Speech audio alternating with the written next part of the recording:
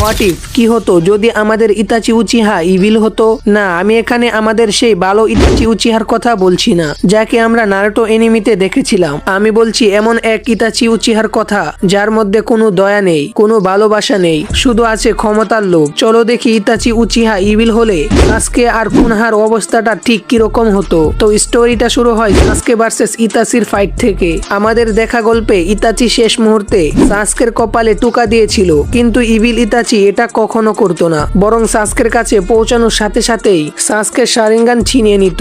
শুধু তাই নয়, সাসকের উপর আমাতেরাসু ইউজ করে সাসকেকে সেখানে শেষ করে দিত।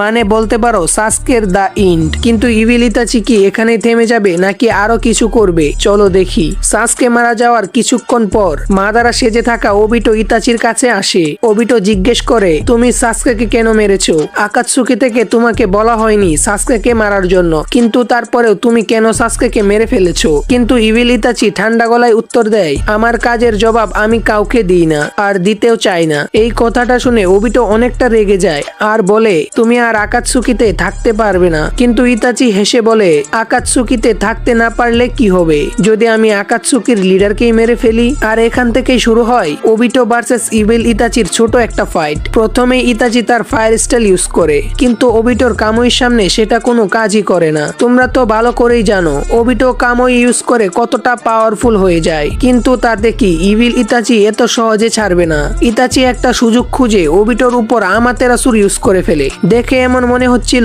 ওবিটো আর বাঁচবে না, কিন্তু ওবিটো কি এত সহজে হার মেনে নিবে? এটা কখনোই হবে না। শেষ মুহূর্তে সে ইজানাকি ইউজ করে মৃত্যুকে ফাঁকি দেয়, কারণ দুইজনই ছিল উচিহা লিজেন্ড, কেউ কারো চেয়ে কম নয়। এরপর ওবিটো কাউন্টার অ্যাটাক করে ইভিল ইতাচির উপর। অনেকে ভেবেছিল ইতাচির কাহিনী হয়তো সেখানেই শেষ, কিন্তু ঠিক সেই মুহূর্তে ইতাচি তার সুসানু অ্যাক্টিভ করে ফেলে। আর ধীরে ধীরে ওবিটো বুঝতে পারে এই অবস্থায় ইতাচিকে হারানো পসিবল না, তাই ওবিটো সেখান থেকে সরে যায়। কিন্তু এখানে সবচেয়ে বড় ভুলটা করে ইভিল ইতাচি, কারণ এই যুদ্ধের পর ইতাচি নিজের শক্তি নিয়ে অতিরিক্ত আত্মবিশ্বাসী হয়ে যায়। ইতাচি বিশ্বাস করতে শুরু করে পৃথিবীতে এমন কেউ নেই যে তাকে আটকাবে, আর সেই কারণেই সে ওবিটোকে খুঁজতে খুঁজতে পৌঁছে যায় আমাদের আসল মাদারা উচিহার সামনে। মাদারা বলে, আমি হলাম উচিহাদের ভূত, গোস্ট অব দ্য উচিহা।